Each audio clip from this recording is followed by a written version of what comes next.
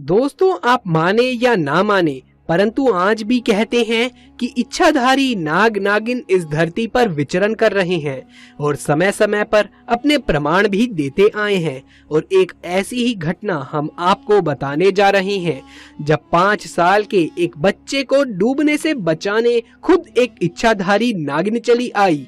फिर जो हुआ उसे देखकर आपके भी होश उड़ जाएंगे।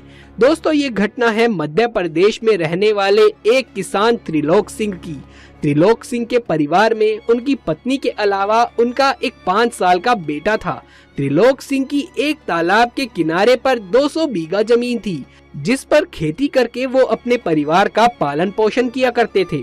त्रिलोक सिंह महादेव के परम भक्त थे, इसीलिए उन्होंने अपने खेत के किनारे, जो कि तालाब के पास था, वहां पर खुद एक शिवलिंग बनवाया था और खेती करने से पहले सुबह वो शिवलिंग की पूजा किया करते थे। त्रिलोक सिंह के खेत के पास जो तालाब है, उसके बारे में कई बड़े बुजुर्ग बताते हैं कि वहाँ एक नागिन रहती है। कई बच्चों ने उस नागिन को शिवलिंग की पूजा करते हुए भी देखा है। इसी कारण किसी की भी हिम्मत उस तालाब के पास जाने की नहीं हो पाती थी। परंतु त्रिलोक सिंह ने नागिन के बारे में सिर्फ सुना था, इसीलिए उन्होंने ये सारी बातें अफवाह मान ली थी। परंतु एक दिन जब उनकी पत्नी उनके लिए खाना लेकर आई, तो उस दिन वो अपने बच्चे को भी साथ लेकर आई थी। खेत में आकर उनका बच्चा खेलते खेलते उस तालाब के पास जा पहुंचा और अचानक से उसका पैर फिसला और वो उस तालाब के पानी में जा गिरा। त्रिलोक सिंह और उनकी पत्नी को इस बात की भनक भी नहीं थी कि उनका बच्चा तालाब में गिर गया है और बच्चा धीरे धीरे पानी के अंदर डूबता ही चला जा रहा था कि तभी अचानक से तालाब में हलचल हुई और तालाब में मौजूद एक सांप धीरे धीरे सुंदर लड़की में बदल गया। उस लड़की ने तेजी से तैरकर उस बच्चे को डूबने से बचाया और खुद उस बच्चे को गोद में लेकर उसके माँ बाप के पास पहुँच गई और उस सुंदर लड़की ने कहा कि आपका बच्चा तालाब में गिर गया था।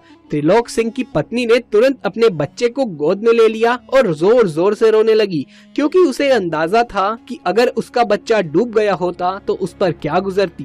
त्रिलोक सिंह ने उस सुंदर स्त्री से धन्यवाद किया कि तभी वो स्त्री वापस तालाब की ओर बढ़ी तथा अचानक से गायब हो गई। त्रिलोक सिंह और उसकी पत्नी दोनों इस चमत्कार को देखकर हैरान थे। तभी त्रिलोक सिंह को लोगों द्वारा बताई गई उस तालाब में रहने वाली नागिन से संबंधित सारी बातें याद आने लगी और उसे ये समझते देर नहीं लगी कि उसके बच्चे की जान किसी साधारण लड़की ने नहीं बल्कि उस नागिन ने ही बचाई है। दोस्तों, आपने नाग नागिन के किस्से कहानियां तो जरूर देखी और सुनी होगी। कहते हैं नाग को नहीं मारना चाहिए, क्योंकि नाग को मारने पर उसकी आंखों में मारने वाले की तस्वीर छप जाती है। अगर नाग को मार दिया तो उसे तुरंत आग में जला देना चाहिए, नहीं तो नागिन मरे हुए नाग की आंखों में मारने वाले की तस्वीर को देखकर बदला लेती है। दोस्तों, कुछ ऐसा ही हुआ इस मासूम सी लड़की के साथ। उत्तराखंड में पौड़ी जिले के देवबाली गांव में रहने वाली एक लड़की के साथ इतना बुरा हुआ कि कभी किसी के साथ ऐसा नहीं हुआ होगा। दोस्तों, उत्तराखंड के देवबाली गांव में मीरा अपने 2 भाई और बूढ़ी माँ के साथ रहा करती थी। मीरा बहुत ही खूबसूरत और सादगी की मूरत थी। इन गुणों के साथ ही उसमें बहुत ज्यादा हिम्मत भी थी। उसका बातचीत करने का तरीका किसी को भी अपनी ओर आकर्षित कर लेता था। परंतु एक दिन ऐसा आया कि उसकी जिंदगी बर्बाद हो गई और हमेशा के लिए उसने इस दुनिया को अलविदा कह दिया। परंतु इस लड़की के मरने के बाद जो सच्चाई बाहर निकल कर आई, उसे सुनकर वहाँ के गांव वालों के मन में भी एक अजीब सा डर बैठ गया। इस घटना को सुनकर हर कोई कांप जाता है। तो दोस्तों, आज हम आपको उस लड़की की दुख भरी कहानी सुनाने जा रहे हैं। पर वीडियो शुरू करने से पहले यदि आप भी महादेव शिव के सच्चे भक्त हैं तो कमेंट बॉक्स में हर हर महादेव जरूर से लिख दीजिएगा। दोस्तों, मीरा अपने परिवार के साथ खुशी खुशी रहा करती थी। उसके दोनों भाई काम के सिलसिले में गांव से दूर दूसरे गांव में जाते थे तथा उनके घर के सामने खाली जमीन भी पड़ी थी। वो उन्हीं की जमीन थी। उसी जगह पर एक 20 साल पुराना पेड़ था। उस पेड़ के पास एक नाग नागिन का जोड़ा रहा करता था। एक दिन मीरा की शादी की बात चली मीरा और उसके गुणों को देखकर लड़के वालों ने तुरंत से ही हाँ भर दी, परंतु रिश्ता तय होने के बाद से ही मीरा परेशान और दुखी रहने लगी। यही देखकर दोनों भाइयों ने मीरा से उसकी परेशानी का कारण पूछा तो मीरा बोली, भैया मुझे शादी से कोई परेशानी नहीं है, मैं बहुत खुश हूँ, परंतु मैं दुखी इस बात को लेकर हूँ कि जब मेरी शादी हो जाएगी तो मैं तो यहाँ से चली जाऊंगी। आप दोनों काम के सिलसिले में बाहर जाओगे, ऐसे में हमारी बूढ़ी माँ का ख्याल कौन रखेगा। भैया आप क्यों ना यही दुकान बना लो, हमारी पास वाली जमीन तो वैसे भी खाली पड़ी हुई है, पास में ही दुकान रहेगी तो आप दुकान का भी और माँ का भी दोनों का बड़े अच्छे से ख्याल रख सकते हैं। दोनों भाइयों ने मीरा की बात पर गौर किया और दोनों वहाँ दुकान बनाने को तैयार भी हो गए और अगले ही दिन उस जमीन पर काम करने लगे। भाइयों की मदद के लिए मीरा भी वहाँ पहुँच जाती है। पता चला कि दुकान के लिए उस पेड़ को काटना पड़ेगा ताकि पर्याप्त जगह मिल जाए, परंतु दोस्तों उस पेड़ पर सैकड़ों सालों से एक नाग नागिन का जोड़ा रहा करता था। उसकी भनक मीरा और उसके भाइयों को बिल्कुल भी नहीं थी। जैसे ही पेड़ काटा तो नाग को गुस्सा आ गया, क्योंकि नाग नागिन उस समय वहीं पर कुंडली मार कर बैठे हुए थी और नाग मीरा के दोनों भाइयों को डसने आया। तो दोनों भाइयों ने मिलकर नाग को वहां से भगाया और भगा भगा कर नाग को मार डाला।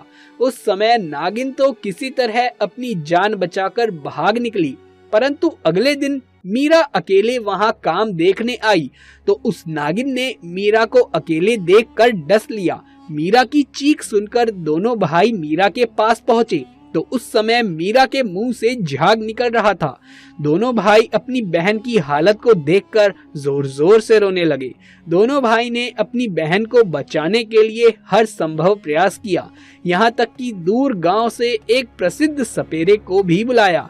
सपेरे ने मीरा का हाथ पकड़कर उसकी नाड़ी देखी और पूरे शरीर का निरीक्षण किया। फिर सपेरा मीरा के भाइयों को बताता है कि मीरा अब इस दुनिया में नहीं रही, ये मर चुकी है, क्योंकि किसी शक्तिशाली नागिन ने इसे डसा है, जिसके कारण अब उसको बचा पाना नामुमकिन है। तब मीरा के भाइयों ने उस सपेरे को बताया कि कुछ दिन पहले उन्होंने अपनी जमीन के पास एक नाग को मारा था। सपेरा बताता है कि नाग से ज्यादा जिद्दी तो नागिन होती है, वो अपना बदला हर हाल में लेकर रहती है। तुम लोगों पर भी उस नागिन की नजर है और तुम्हें भी वो जरूर से डसेगी और सभी को वो मार डालेगी, क्योंकि नागिन अभी बहुत गुस्से में है। मीरा के भाई ही नहीं बल्कि गांव वाले भी उस बात से डर गए और उन्होंने उस सपेरे से उस नागिन को पकड़ने की बात कही। तो सपेरे ने अपने मंत्र शक्ति से उस नागिन का पता लगाया और उन्हें सावधानी बताई कि नागिन को मारते ही तुरंत उस नाग के शरीर को भी ढूंढना जिसे तुमने पहले मारा था और दोनों को साथ में जला देना। सपेरे की बात सुन दोनों भाई उस जगह गए जहां पर सपेरे ने नागिन का पता बताया था। सभी गांव वालों सहित उन दोनों भाइयों ने उस नागिन को ढूंढकर मार डाला और दोनों के शरीर को एक साथ जला डाला। दोस्तों, हमें बेवजह किसी भी जानवर को सताना नहीं चाहिए और ना ही मारना चाहिए, चाहे वो नाग नागिन हो या कोई अन्य प्राणी। हमें कोई हक नहीं कि हम किसी प्राणी को परेशान करें या फिर उसे मार डालें। तो दोस्तों, आपकी इस घटना के बारे में क्या राय है, नीचे कमेंट बॉक्स में लिख करके जरूर से बताइए। यदि आप भी महादेव शिव के सच्चे भक्त हैं तो कमेंट बॉक्स में हर हर महादेव जरूर से लिख दें। यदि ये वीडियो पसंद आया हो तो इसे एक लाइक करके अपने दोस्तों और रिश्तेदारों में ज्यादा से ज्यादा शेयर कर दें। आगे भी ऐसे वीडियोस देखते रहने के लिए हमारे चैनल को सब्सक्राइब करके पास वाले बेल आइकन को भी दबा लीजिए। जल्द मुलाकात होगी आपसे किसी अगली वीडियो में, तब तक के लिए आप सभी का धन्यवाद।